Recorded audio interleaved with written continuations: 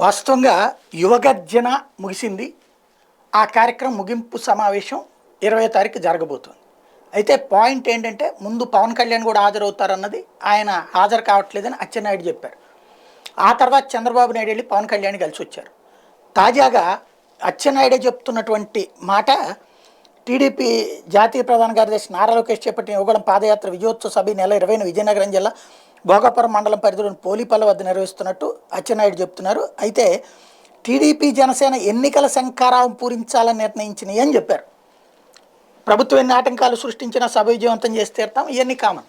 ఇద్దరి శంఖారావం అంటున్నారు. అప్పుడు పవన్ కళ్యాణ్ కూడా అటెండ్ కాబోతున్నారు. వాస్తవంగా నిన్నటిదాకా చంద్రబాబు లోకేష్ ఫోటోలతో వచ్చినటువంటి, ఇప్పుడు అకస్మాత్తుగా పోస్టర్లు హోర్డింగ్లు అన్నిటి మీద పవన్ కళ్యాణ్ ఫోటో కూడా కనబడుతుంది. పవన్ కళ్యాణ్ కూడా అటెండ్ అవుతున్నారన్నటువంటి కోణంలోనే స్వాగతం అన్నటువంటి పేరుతోనే హోర్డింగ్లు అవి వెలిచినాయి.